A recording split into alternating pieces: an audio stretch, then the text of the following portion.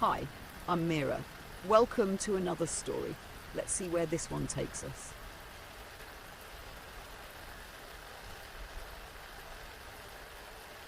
The storm raged outside St. Ignatius Church, the wind howling like a chorus of unseen voices.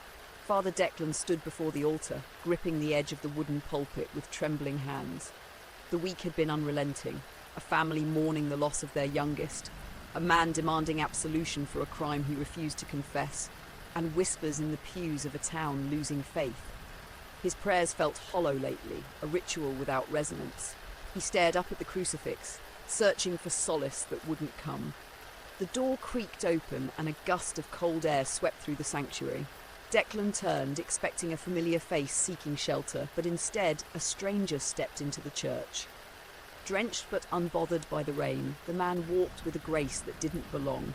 His dark suit clung to his tall, lean frame, and his pale face was both beautiful and unsettling, like a statue brought to life.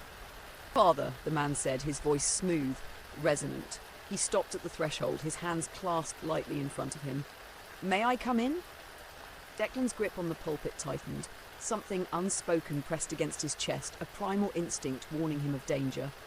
"This is a house of God," he said carefully. "It's open to all who seek peace." The man's lips curved into a faint smile as he stepped inside. The heavy wooden doors swung shut behind him without a sound. "Then I've come to the right place. I seek sanctuary." Declan studied him. The stranger's gaze felt ancient, penetrating. His presence filled the room in a way that no ordinary man's could. "Who are you?" The man inclined his head slightly. "I've been called many things, the adversary, the tempter, the fallen. But you, Father, may call me Lucifer." Declan's breath hitched. His fingers found the crucifix hanging around his neck, clutching it tightly. "This is a trick," he said, his voice low but steady. "A blasphemous joke." Lucifer stepped closer, his dark eyes fixed on Declan's. "Do I seem like someone who jokes, Father? I've come to you because I'm tired of the game, the endless struggle. Humanity, for all its faults, has shown me something I didn't expect, hope. And now I want it for myself. I want to live among you, quietly, as one of you. I seek redemption."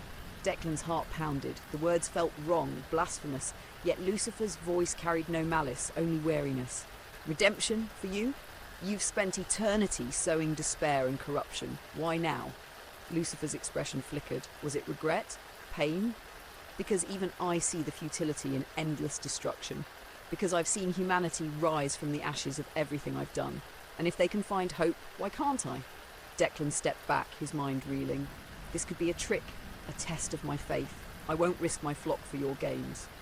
The candles flickered wildly, casting shadows that seemed to move with a life of their own. Lucifer raised a hand as if to calm them.